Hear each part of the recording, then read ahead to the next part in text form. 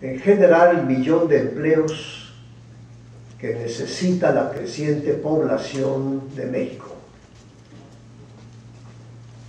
Hace poco estuve en Ciudad Juárez, antes del horrible asesinato de los chicos de las escuelas. Y me impresionó cómo encontré yo a Ciudad Juárez, después de la pujanza que tenía, de cómo la vi yo cuando era presidente de Coparmex, y cómo existe la desesperación, la desesperanza, la fuga hacia El Paso, Texas, porque ya no encuentran la forma de vivir en Ciudad Juárez.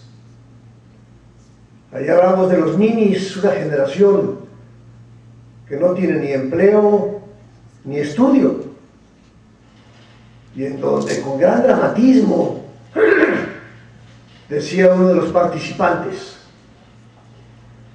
que son carne de cañón para el narcotráfico.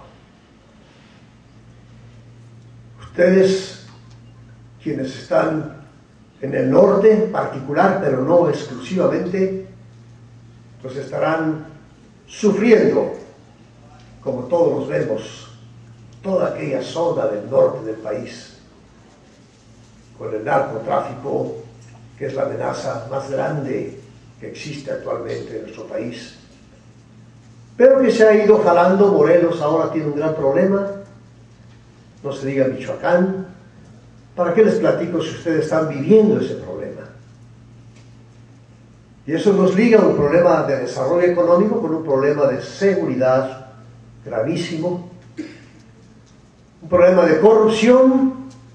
Tenemos el lugar 89 en el Concierto de las Naciones en la corrupción, 3.3 de calificación sobre 10, el crimen organizado y una impunidad que alimenta todo esto, que llega al 96%, o sea, 4 delitos de cada 100 son los que llegan a sus últimas consecuencias.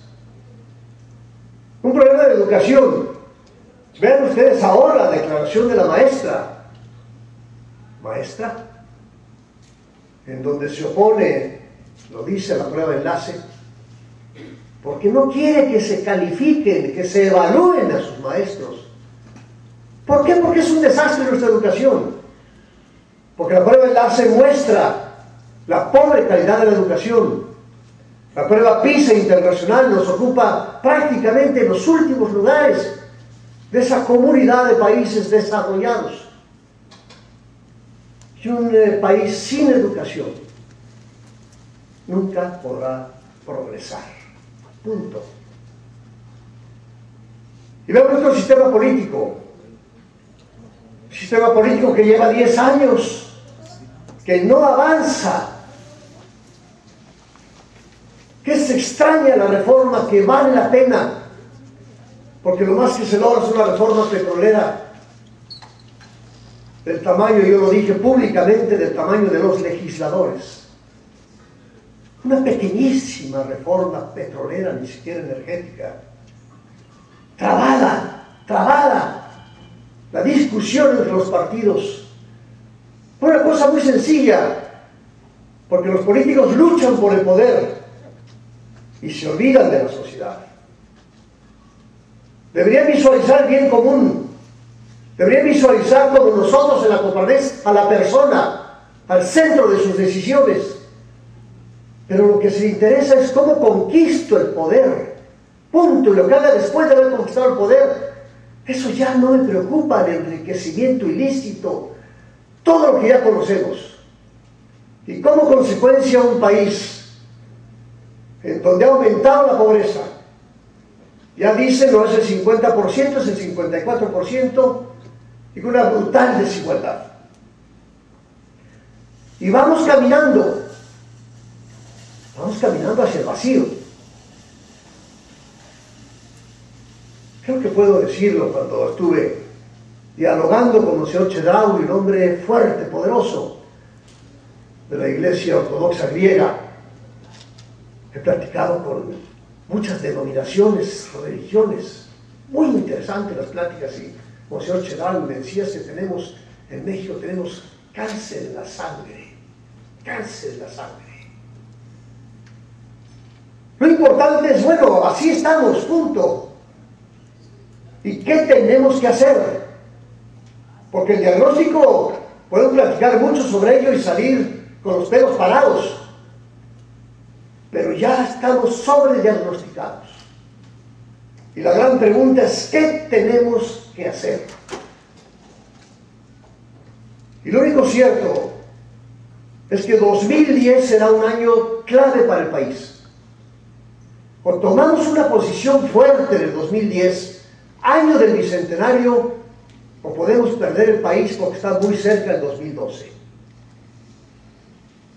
Y es importante que cada uno de nosotros reflexione qué me toca hacer en los momentos de crisis. Cuando el país, si tuviera voz como tal, nos diría: ¡sálvenme! ¡Por favor, sálvenme! Porque nosotros nos jugamos lo que estamos viviendo. ¿Qué va a ser de las siguientes generaciones? Yo tuve un México maravilloso, fascinante, romántico, en donde con trabajo y con esfuerzo logramos conquistar nuestro futuro. Yo quiero que mis hijos, mis nietos, tengan un México tan maravilloso como el que yo viví. Porque lo único cierto es que pocos países tienen lo que tenemos nosotros. Más de 3,000 kilómetros con Estados Unidos, unas playas maravillosas, vean en dónde estamos. Salir al Atlántico y al Pacífico, podemos conectarnos con el mundo. Petróleo, plata, cobre, recursos naturales, una cultura precolombina maravillosa y una cultura colonial extraordinaria y una cultura moderna. Empresarios buenos y trabajadores buenos. Con todo eso, y tenemos una crisis tan terrible como la actual. Yo, al igual que los asiáticos, digo: bendita crisis. Bendita crisis, porque lo malo es cuando estamos en la zona de confort. Pero cuando hay crisis tan severas, nos obligan a reflexionar y decir cuál es mi papel. Créanme, no lo digo porque estoy en la Coparmex. No lo digo por el cariño que tengo yo hacia Coparmex. Lo digo con una absoluta convicción, a mi edad, de que si alguien puede hacer algo por el país en un momento tan difícil, es la Coparmex. ¿Por qué? Porque la Coparmex tiene la filosofía y los principios que se requieren en este momento. Porque si vemos el fondo de la crisis, el fondo de la crisis es pérdida de valores.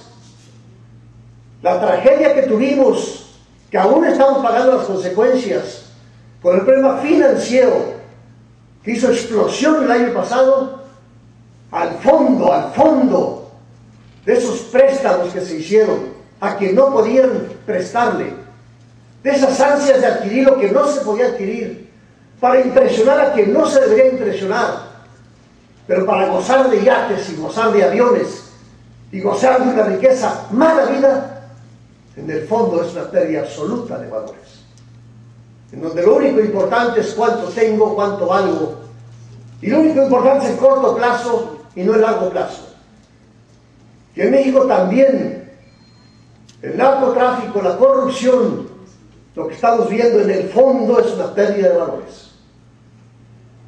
Y cuando Coparmex reúne los valores que acabamos de leer, la persona al centro de las decisiones económicas, políticas, sociales, cuando se pone la ética de por medio, ética, esa palabra tan ausente que marca el actuar de una sociedad, cuando podemos exigir a los políticos: por Dios, ¿conocen ustedes lo que es ética?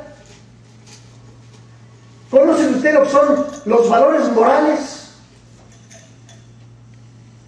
Václav Havel, hace unos días estaba yo leyendo